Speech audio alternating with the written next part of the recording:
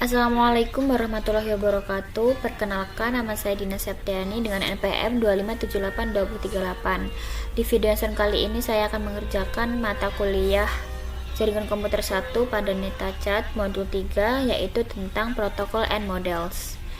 Di 3.1 ini tentang protokol atau aturan.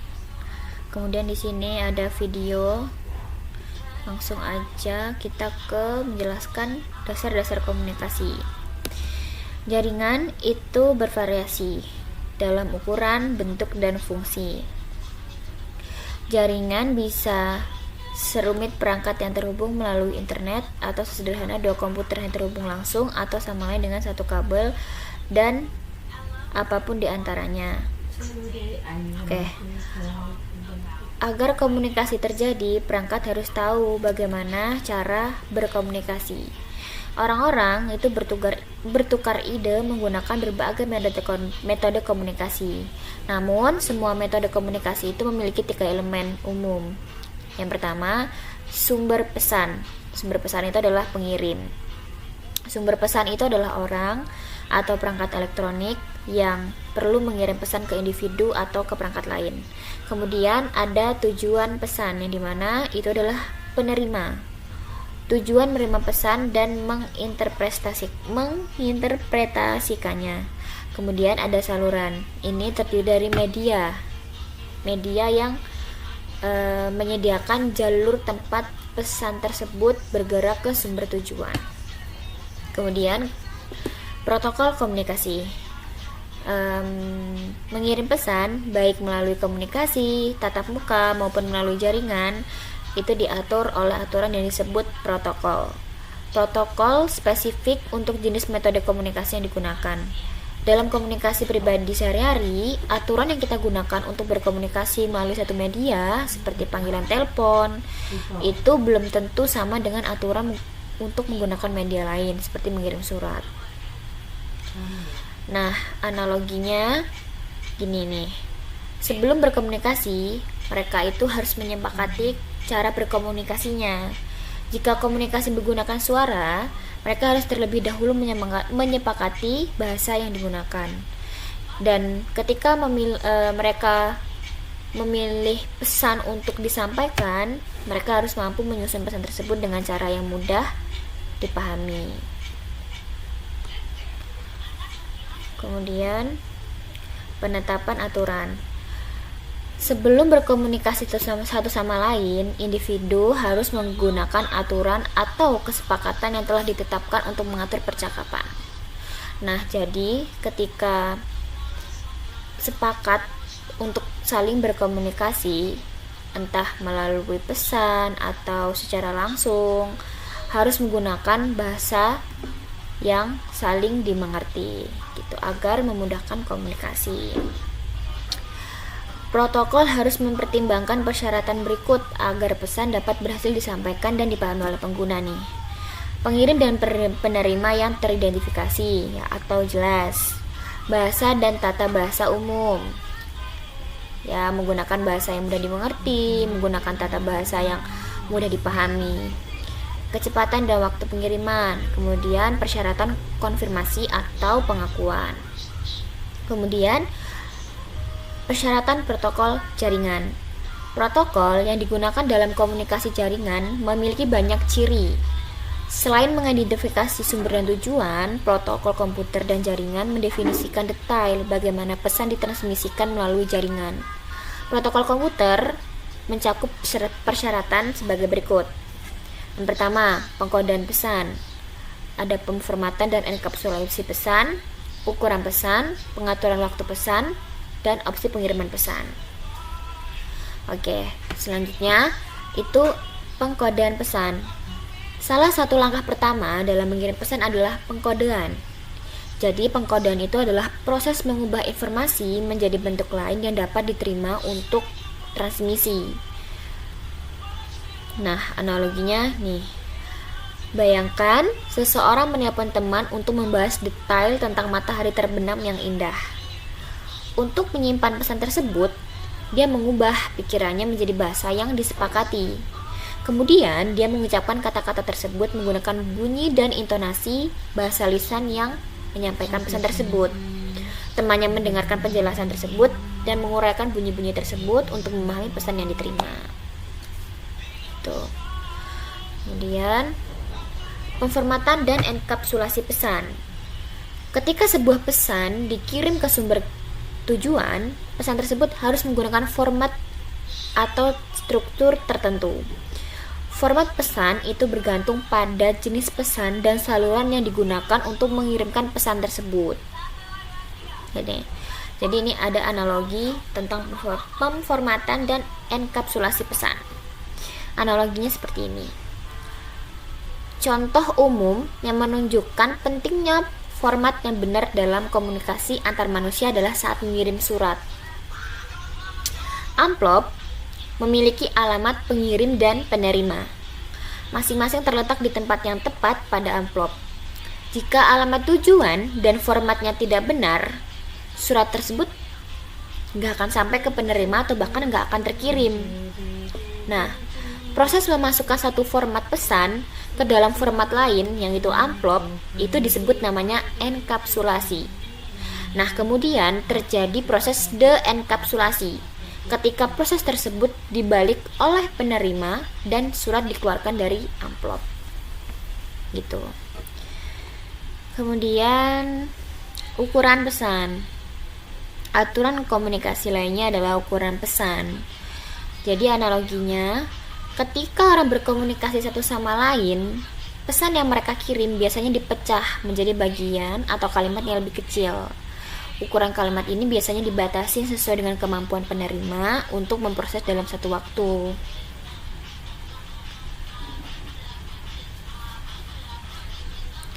Kemudian pengaturan waktu pesan. Pengaturan waktu pesan juga sangat penting dalam komunikasi jaringan. Pengaturan waktu pesan meliputi hal-hal berikut. Yang pertama, kontrol aliran. Kontrol aliran adalah proses mengelola laju transmisi data. Kontrol aliran menentukan berapa banyak informasi yang dapat dikirim dan kecepatan pengirimnya. Misalnya, jika seseorang berbicara terlalu cepat, penerima mungkin kesulitan mendengar dan memahami apa yang disampaikan. Dalam komunikasi jaringan, terdapat kontrol jaringan yang digunakan oleh perangkat dan tujuan untuk menegosiasikan dan mengelola aliran informasi. Kemudian ada batas waktu respons. Jika seseorang mengajukan pertanyaan dan tidak mendengar respon dalam jangka waktu yang dapat diterima, orang tersebut berasumsi bahwa tidak akan ada jawaban dan bereaksi sesuai dengan asumsi tersebut. Orang tersebut mungkin mengulangi pertanyaan atau melanjutkan percakapan. Gitu. Host di jaringan menggunakan protokol jaringan yang menentukan berapa lama harus menunggu respons dan tindakan apa yang akan diambil jika terjadi batas waktu respon. Kemudian ada metode akses. Nah, metode akses ini menentukan kapan seseorang dapat mengirim pesan. Gitu. Nah, seperti ini. Coba kita putar. Ini. Kapan? Oke. Kemudian opsi pengiriman pesan. Sebuah pesan dapat disampaikan dengan berbagai cara. Jadi analoginya, terkadang seseorang ingin menyampaikan informasi kepada satu individu saja. Di lain waktu, orang tersebut mungkin perlu mengirimkan informasi kepada sekelompok orang sekaligus atau bahkan kepada semua orang di wilayah yang sama. Nah, unicast ini kayak cuman ke satu orang aja gitu. Nah, kemudian di satu waktu multicast, dia menyampaikan kepada dua orang sekaligus. Nah, kalau siaran itu ke semuanya. Tuh. Kemudian ini apa nih?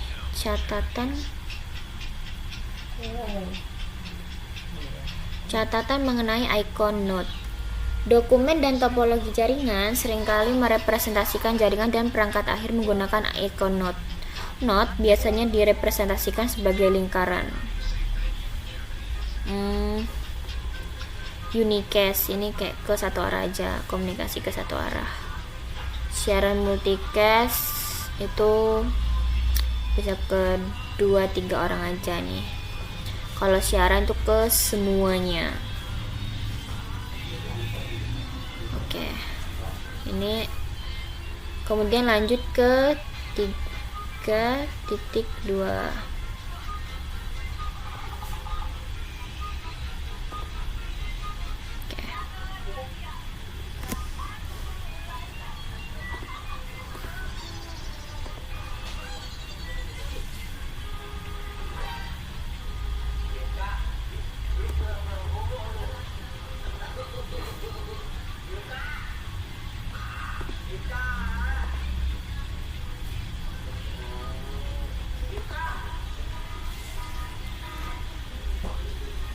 Tiga titik dua protokol. Bentar ya, tungguin dulu.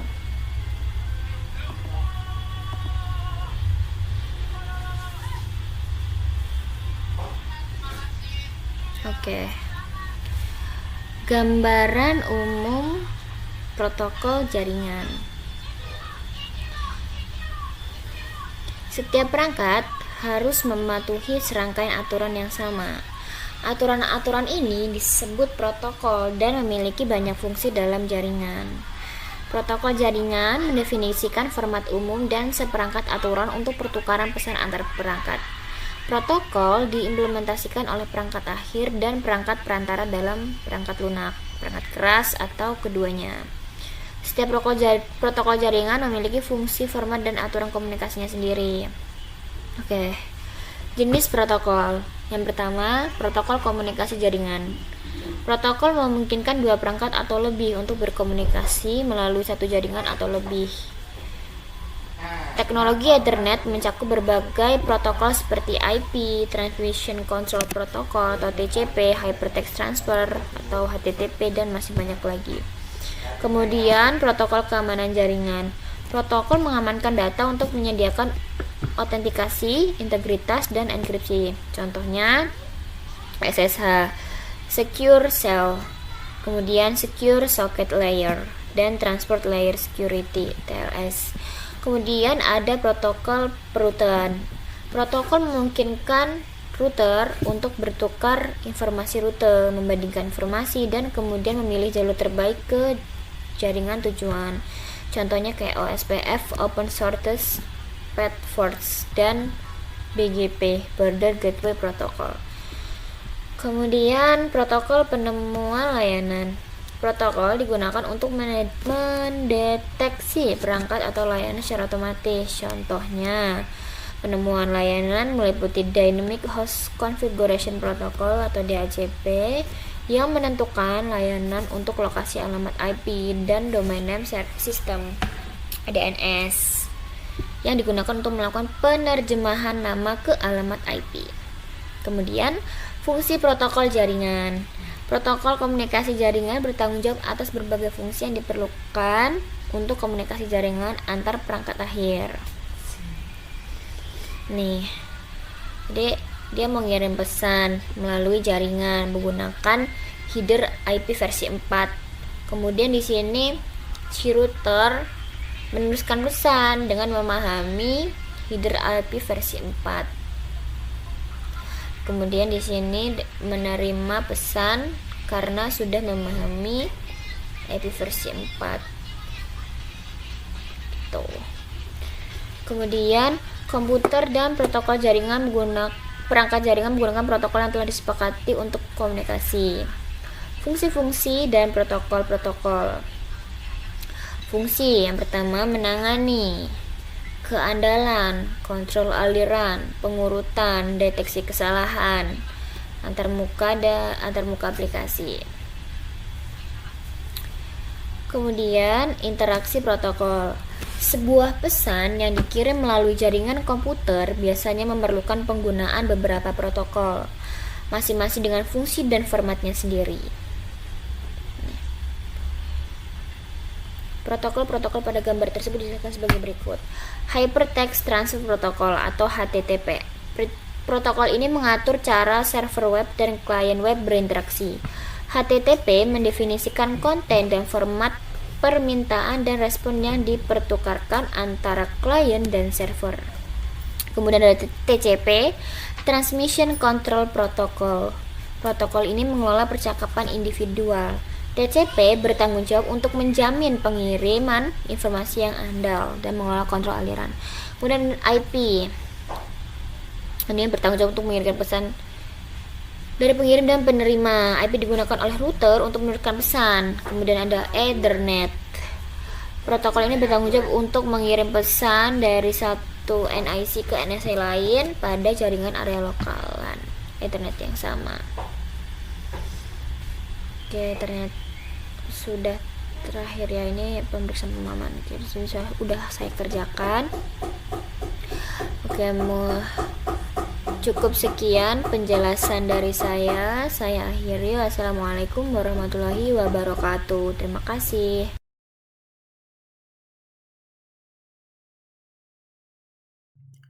Assalamualaikum warahmatullahi wabarakatuh. Saya Reza Pratama dari kelas 2D dengan NPM 257822109. Oke, di sini saya akan menjelaskan sedikit tentang pengantar jaringan 2026 ini, di tepatnya pada modul 3.3 sampai nanti 3.6. Oke, jadi kita mulai dari 3.3 dulu, yaitu rangkaian protokol. Dan di 3.3.1 ini, rangkaian protokol jaringan. Dalam banyak kasus, protokol harus dapat bekerja sama dengan protokol lain agar pengalaman online Anda memberikan semua yang Anda butuhkan untuk komunikasi jaringan. Rangkaian protokol dirancang untuk bekerja sama secara mulus. Jadi apa sih itu rangkaian protokol? Rangkaian protokol adalah sekelompok protokol yang saling terkait dan diperlukan untuk menjalankan fungsi komunikasi. Salah satu cara terbaik untuk memvisualisasikan bagaimana protokol dalam suatu rangkaian berinteraksi adalah dengan melihat interaksi tersebut sebagai sebuah tumpukan atau stack. Jadi tumpukan protokol menunjukkan bagaimana protokol individual dalam suatu rangkaian diimplementasikan. Oke, jadi di kunci utamanya di sini ya. Rangkaian protokol adalah sekelompok protokol yang saling terkait. Jadi namanya rangkaian ya, rangkaian protokol. Jadi di antara 1, 2, 3, 4 dan seterusnya itu rangkaian. Jadi rangkaian protokol sekelompok protokol yang saling terkait dan diperlukan. Jadi satu butuh dua butuh tiga, dan begitu sebaliknya untuk menjalankan fungsi komunikasinya. Jadi tidak bisa satu-satu gitu, nggak bisa. Jadi langsung saja kita ke 3.3.2, evolusi rangkaian protokol. Rangkaian protokol. Nah, jadi kita harus tahu dulu nih, kenal dulu rangkaian protokol itu apa. Adalah sekelompok protokol yang bekerja sama untuk menyediakan layanan komunikasi jaringan yang komprehensif. Nah, jadi hampir sama seperti yang di atas tadi. Sejak tahun 1970-an telah ada beberapa rangkaian protokol yang berbeda. Beberapa dikembangkan oleh organisasi standar, yang lainnya dikembangkan oleh berbagai vendor. Nah, ini contohnya nama lapisan, TCP atau IP, aplikasi mengangkut internet akses jaringan. Oke, di sini akan menjelaskan sedikit ya. Jadi Internet Protocol Suite atau TCP atau IP ini adalah rangkaian protokol yang paling umum dan relevan yang digunakan saat ini. Jadi saat ini yang paling umum digunakan ini adalah IP atau Internet Protocol Suite. Gitu.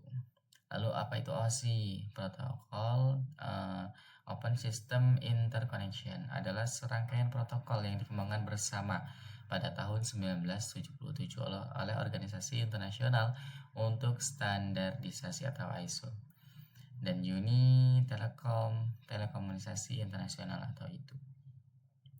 Lalu ada Apple Talk, serangkaian protokol eksklusif yang berumur pendek yang dirilis oleh Apple Inc. pada tahun 1985 untuk perangkat Apple. Nah, jadi untuk perangkat Apple ada namanya Apple Talk. Oke, langsung saja ke contoh protokol TCP atau IP. TCP protokol TCP atau IP tersedia untuk lapisan aplikasi, transport, dan internet. Tidak ada protokol TCP atau IP di lapisan akses jaringan. Protokol LAN atau jaringan LAN ini lapisan akses jaringan yang paling umum adalah protokol Ethernet dan ULAN. LAN kabel yang paling umum itu tadi. Nah, ini seperti ini nih. Internet, lapisan, aplikasi menggunakan jaringan. Oke, mungkin langsung saja karena di sini hanya kita mengulik sedikit. 3.3.4 rangkaian protokol TCP atau IP. Saat ini rangkaian protokol TCP atau IP mencakup banyak protokol dan terus berkembang untuk mendukung layanan baru. Ini ada lapisan aplikasi, lapisan transport, lapisan internet, dan lapisan akses jaringan. Jadi lapisan-lapisan itu berbeda semua ya. Oke, lalu 3.3.5 proses komunikasi TCP atau IP. Nah, harusnya di sini bisa diklik ya biar itu bisa jalan. Oke, langsung saja skip. Oke, mungkin kita ke 3.4.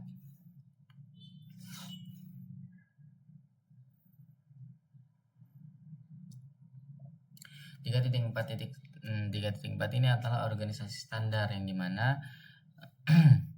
3.4.1 ini standar terbuka. Saat membeli ban baru untuk mobil, ada banyak produsen yang dapat Anda pilih. Masing-masing produsen setidaknya memiliki satu jenis ban yang sesuai dengan mobil Anda. Hal ini karena industri otomotif menggunakan standar saat membuat mobil. Nah, ini ada cerita, jadi akan disambungkan dengan materinya gitu. Sama halnya dengan protokol. Nah, karena ada banyak produsen komponen jaringan yang berbeda, mereka semua harus menggunakan standar yang sama dalam jaringan. Standar dikembangkan oleh organisasi standar internasional. Simpelnya gini, jadi standar terbuka ini, dia itu harus melihat apa yang dibutuhkan oleh si pembelinya, misal gitu. Jadi kita standar terbuka protokol harus menyesuaikan dengan apa yang dibutuhkan gitu saja. Jadi kurang lebihnya seperti itu ya. Lalu ada standar internet. Berbagai organisasi juga memiliki tanggung jawab yang berbeda dalam mempromosikan dan menciptakan standar untuk internet dan protokol TCP atau IP. Nah, ini pelayanannya, ini yang melayani gitu. Nih, saya akan mengutip sedikit saja. Internet Society bertanggung jawab untuk mempromosikan pengembangan dan evolusi penggunaan internet secara terbuka di seluruh dunia. Jadi ini nih di seluruh dunia. Oke, mungkin 34 standar elektronik dan komunikasi.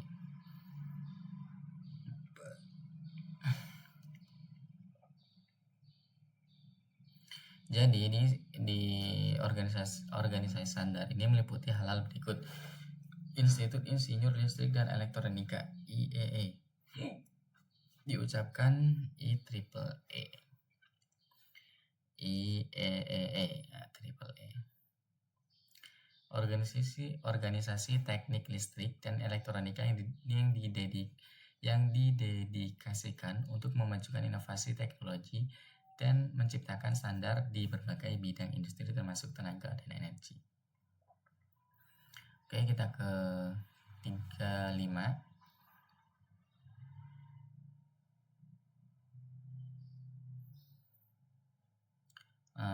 Ini model referensi. Jadi 351 ada manfaat menggunakan model berlapis. Berikut adalah manfaat menggunakan model berlapis untuk mendeskripsikan protokol dan operasi jaringan. Yang pertama, membantu dalam perancangan protokol karena protokol yang beroperasi pada lapisan tertentu memiliki informasi yang telah ditentukan yang menjadi acuannya dan antarmuka yang telah ditentukan ke lapisan di atas dan di bawahnya. Yang kedua, mendorong persaingan karena produk dari vendor yang berbeda dapat bekerja sama. Mendorong persaingan, ya, ada mendorong persaingan karena produk dari vendor yang berbeda. Kalau memang vendornya berbeda, pasti kan ada persaingan dalam hal kerjanya. Lalu mencegah perubahan teknologi atau kemampuan pada satu lapisan agar tidak mempengaruhi lapisan lain di atas dan di bawahnya.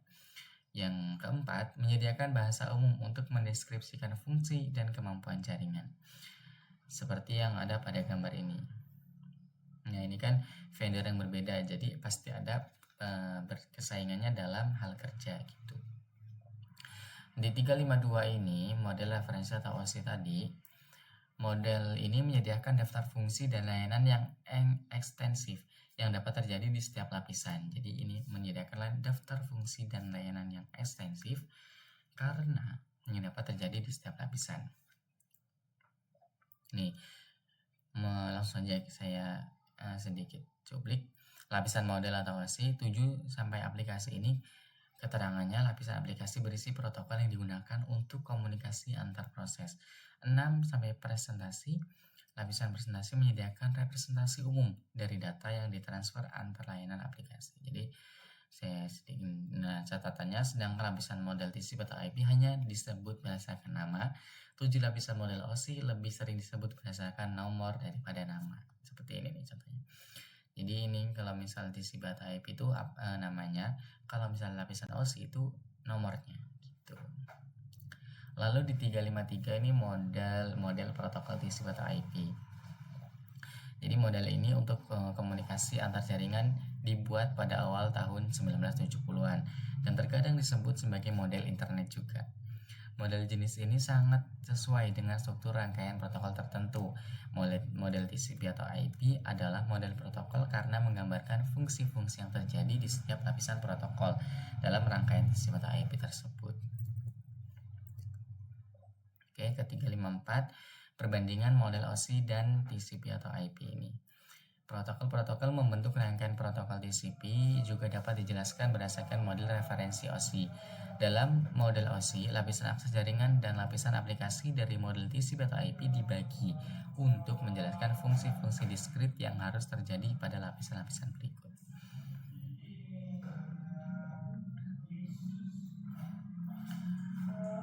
Oke, kita langsung ke 36. Di 36 ini ada yang namanya data enkapsulasi data. 361 segmentasi pesan, memahami model referensi OSI dan model protokol TCP atau IP akan sangat berguna ketika Anda mempelajari cara dienkapsulasi saat berpindah melalui jaringan. Nah, jadi hal tersebut menyebabkan segmentasi pesan memiliki dua manfaat utama. Yang pertama, meningkatkan kecepatan. Karena aliran data yang besar dibagi menjadi paket-paket, sejumlah besar data dapat dikirim melalui jaringan tanpa membebani tautan komunikasi. Hal ini kemungkinan banyak percakapan berbeda untuk disisipkan di jaringan yang disebut multiplexing. Yang kedua, meningkatkan efisiensi. Jika satu segmen gagal mencapai tujuannya karena kegagalan jaringan atau kemacetan jaringan, hanya segmen tersebut yang perlu dikirim ulang.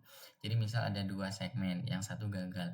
Jadi hanya yang satu saja yang dikirim ulang, bukan mengirim ulang seluruh aliran datanya gitu.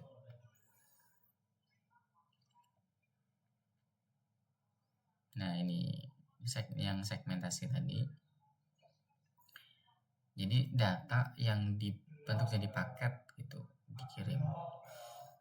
Kalau multiplex, nah multi namanya juga multiplexing, bukan segmentasi. Multi semuanya bergantian tapi dengan waktu yang sama. Lalu 362 ini pengurutan. Dalam komunikasi jaringan, setiap segmen pesan harus melalui proses serupa untuk memastikan bahwa segmen tersebut sampai ke tujuan yang benar dan dapat disusun kembali menjadi isi pesan asli tersebut ditunjukkan pada gambar TCP. Nih. Oh, ini nggak bisa. Oke. 363 unit data protokol. Saat data aplikasi diteruskan melalui tumpukan protokol dalam perjalanannya untuk ditransmisikan melalui media jaringan, berbagai informasi protokol ditambahkan di setiap level, dikenal sebagai proses enkapsulasi. Jadi kurang lebihnya proses enkapsulasi seperti itu, dengan catatan meskipun PDU UDP disebut datagmen paket IP, terkadang juga disebut sebagai datagram IP. Nah, ini ada contoh enkapsulasi di 364.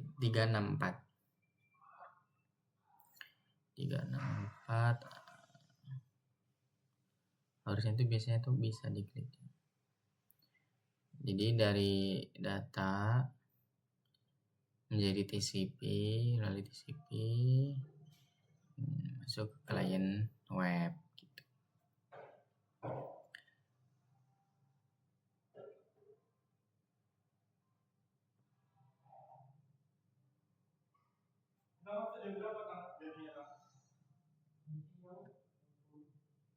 Oke, mungkin sekian video dari saya. Saya akhiri, wassalamualaikum warahmatullahi wabarakatuh.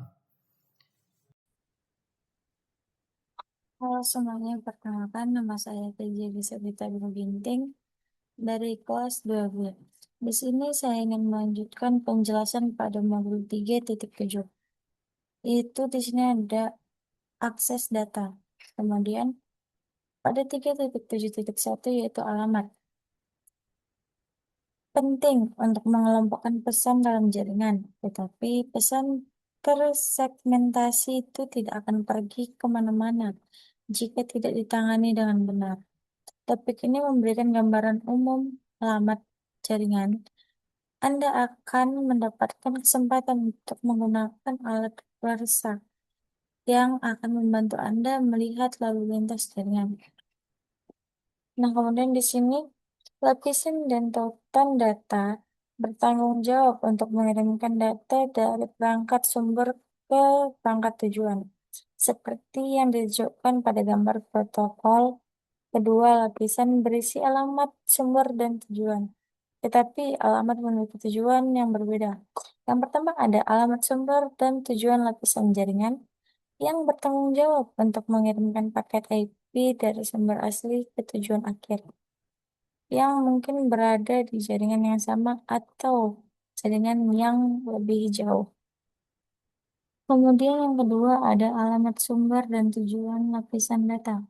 Bertanggung jawab untuk mengirimkan bingkai tautan data dari satu kartu antarmuka jaringan NIC ke NIC lain di jaringan yang sama. Nah, di sini ada contoh gambarnya, ada visit token data, jaringan transportasi dan lapisan atas. Nah, selanjutnya kita ke 3.7.2 yaitu ada alamat logis lapisan 3. Alamat IP adalah lapisan jaringan atau lapisan 3. Alamat logis yang digunakan untuk mengirimkan paket IP dari sumber asli ke tujuan akhir, seperti yang ditunjukkan pada gambar. Nah, ini ada sumber aslinya, teman-teman. Divisi 1, kemudian paket IP ke paket IP juga router 2, kemudian ini tujuan akhirnya, dan ini paket lapisan 3-nya, yaitu ada sumber IP dan IP tujuan. Paket IP berisi dua alamat IP, yaitu alamat IP sumber dan alamat IP tujuan. Alamat IP berisi dua bagian, yaitu ada bagian jaringan IP versi 4 atau awalan IP versi 6. Bagian paling kiri dari alamat yang menunjukkan jaringan tempat alamat IP menjadi anggota. Semua perangkat di jaringan yang sama akan memiliki bagian jaringan alamat yang sama. Yang kedua, bagian host IP versi 4 atau ID antarmuka IP versi 6. Bagian sisa alamat yang mengidentifikasi perangkat tertentu di jaringan. Bagian ini unik untuk setiap perangkat atau antarmuka jaringan. Nah, sekarang kita ke 3.7.3 yaitu ada perangkat di jaringan yang sama. Dalam contoh ini kita memiliki komputer klien PC1 yang berkomunikasi dengan server VTP di jaringan IP yang sama. Yang pertama ada alamat IP versi 4 tujuan. Kedua ada alamat IP versi Yang pertama ada alamat versi 4 tujuan, yang kedua ada alamat versi 4 tujuan. Yang pertama itu sumber ya teman-teman, maaf saya salah. Nah, di sini ada juga simulasi gambarnya, header bingkai Ethernet tautan data dan header eh, paket IP lapisan jaringan. Kemudian kita masuk ke 3.7.4. Peran lapisan tautan data jaringan IP yang sama. Ketika pengirim dan penerima paket IP berada di jaringan yang sama, bingkai tautan data dikirim langsung ke perangkat penerima pada jaringan Ethernet. Alamat tautan data dikenal sebagai alamat Ethernet Media Access Control atau MEC, seperti yang disorot pada gambar. Nah, ini contoh gambarnya ya teman-teman. Langsung dilihat sendiri. Di sini ada header bingkai Ethernet tujuan, itu ada tujuan dan sumber. Header, header paket IP lapisan jaringan, bersumber dan tujuan. Alamat MAC secara fisik disematkan pada niche Ethernet, yaitu ada alamat MAC sumber dan alamat MAC tujuan. Yang ketiga, kemudian yang ketiga 3.7.5 perangkat di jaringan jarak jauh. Tetapi apa peran alamat lapisan? Tetapi apa peran alamat lapisan jaringan dan alamat lapisan tautan data saat perangkat berkomunikasi dengan perangkat di jarak jauh? Nah, sini contohnya ada kita memiliki komputer klien PC1 yang berkomunikasi dengan server bernama web server di jaringan IP yang berbeda. Nah, kemudian kita masuk ke 3.7.6. Peran alamat lapisan jaringan. Ketika paket berada di jaringan yang berbeda dari penerima, alamat IP sumber dan tujuan akan mewakili host di jaringan yang berbeda. Ini akan menunjukkan bagaimana bagian jaringan dari alamat IP host tujuan. Yang pertama ada alamat IP versi 4 sumber, yaitu perangkat pengirim komputer klien atau VC1. Yang kedua ada alamat IP versi 4 tujuan, yaitu alamat perangkat penerima, yaitu ada server web. Nah, di sini juga ada simulasi gambarnya ya, teman-teman. Nah, kemudian kita masuk ke 3.7.7, yaitu ada peran alamat lapisan tautan data jaringan IP yang berbeda. Nah, ketika pengirim dan penerima paket IP berbeda di jaringan yang berbeda, bingkai tautan data Ethernet tidak dapat dikirim langsung ke host tujuan karena host tidak dapat dijangkau secara langsung di jaringan pengirim. R1 memiliki alamat tautan data Ethernet yang berbeda dalam jaringan yang sama dengan VC1.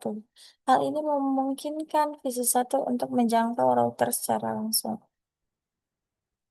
Yang sini ada alamat MAC tujuan, sumber dan alamat MAC tujuan. Di sini juga ada gambar simulasinya teman-teman. Selanjutnya kita ke 3.7.8 ada alamat tautan data. Tautan data alamat fisik lapisan 2 memiliki peran yang berbeda. Tujuan dari alamat tautan data ini adalah untuk mengirimkan bingkai tautan data dari satu antarmuka jaringan ke antarmuka jaringan lainnya di jaringan yang sama. Sebelum paket IP dapat dikirim melalui jaringan kabel atau interkabel, paket tersebut harus dienkapsulasi dalam bingkai tautan data sehingga dapat ditransmisikan melalui media fisik. Nah, host ke router, di sini ada router ke router, dan di sini ada router ke server. Paket IP dienkapsulasi dalam bingkai tautan yang berisi informasi data berikut. Itu ada yang pertama ada alamat tautan data sumber, yang kedua yaitu alamat fisik mix yang mengirim bingkai data. Yang kedua ada alamat tautan data tujuan. yang menerima bingkai data. Alamat ini adalah router hop berikutnya atau alamat perangkat tujuan akhir. Nah, pada 3.7.9 ini adalah lab, yaitu WhatsApp adalah pengelola protokol perangkat lunak atau aplikasi paket sniffer yang digunakan untuk memecahkan masalah jaringan, analisis, pengembangan perangkat lunak, dan protokol. Dan pendidik. Polsek digunakan panjang kursus untuk mendemonstrasikan konsep jaringan. Nah, nanti di lab ini kita akan mengerjakannya sama-sama ya, teman-teman. Kemudian ada 3.7.10. Ada lab, gunakan WhatsApp untuk melihat lalu lintas jaringan. Nanti di lab ini kita akan menggunakan WhatsApp untuk menangkap dan menganalisis lalu lintas. Kemudian pada 3.7.11 di sini ada kuis ya teman-teman. Di sini nanti kita mengerjakan di masing-masing. Mungkin hanya itu penj- hanya itu kelanjutan yang bisa saya jelaskan pada modul 3.7. Kurang lebihnya saya mohon maaf. Saya mengucapkan terima kasih.